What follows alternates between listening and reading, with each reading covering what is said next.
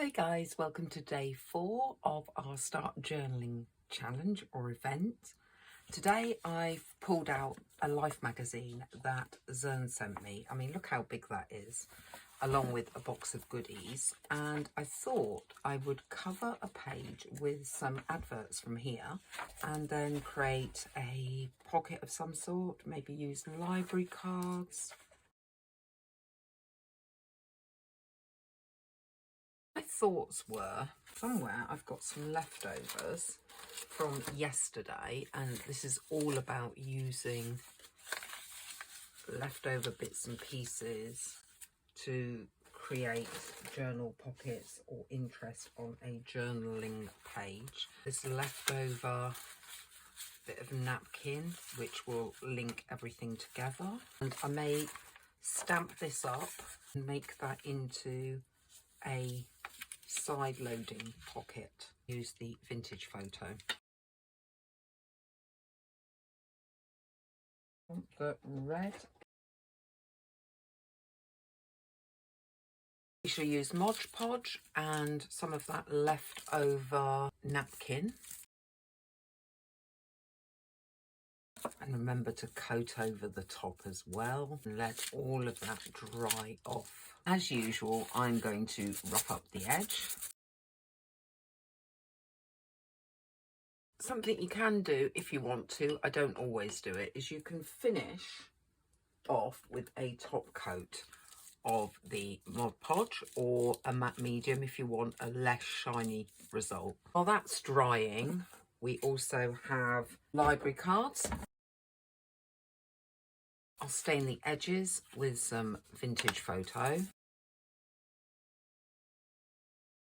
I found in my paper doll box a couple of Christmas or winter style paper dolls, and I've got all these stamps still out from when I did the pocket that's going to go onto this page. So with these library cards, we're going to stamp over. Notice I'm overlapping them slightly.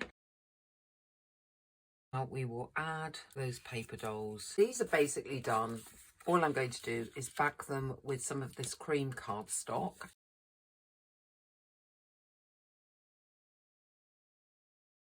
I have some scrap that I can stick together to make a substrate or a base.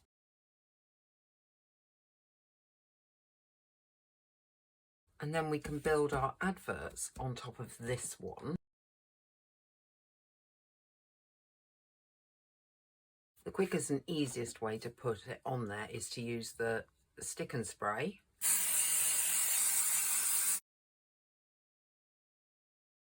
Looking at this, while the pocket matches in with that page, it then becomes quite stark with the advertising. I've used the cutaway from cutting out the pocket to cut a flag shape.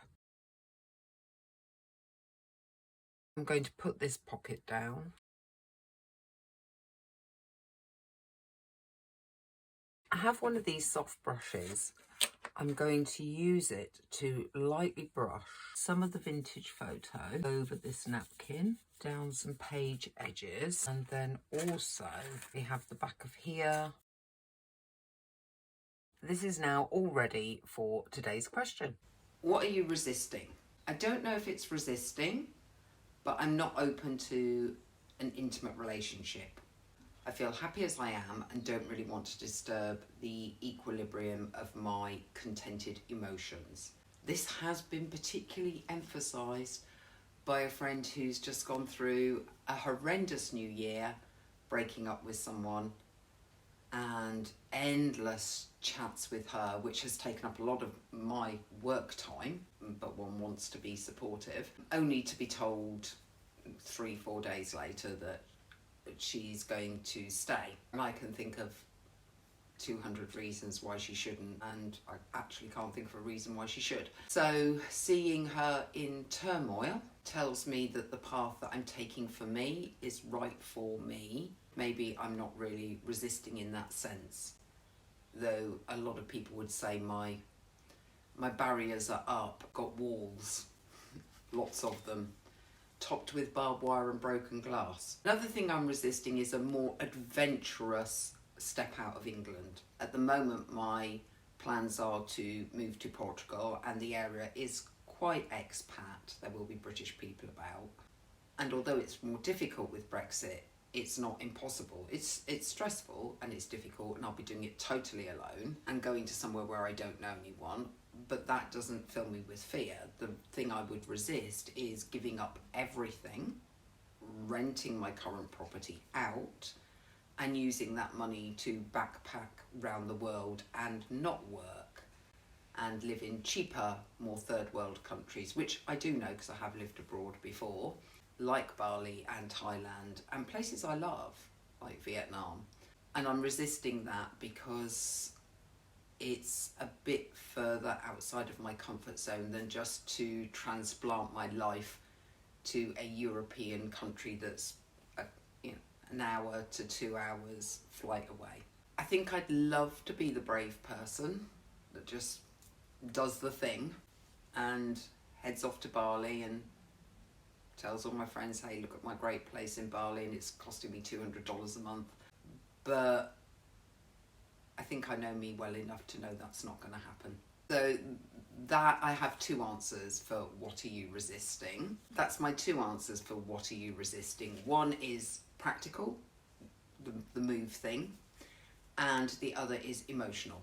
So you can go, again, as deep as you want with that prompt and your potential answer to it. I hope you enjoyed that question and those two possible answers that I've given as mine, because I found it hard to choose one over the other. And I will see you next time.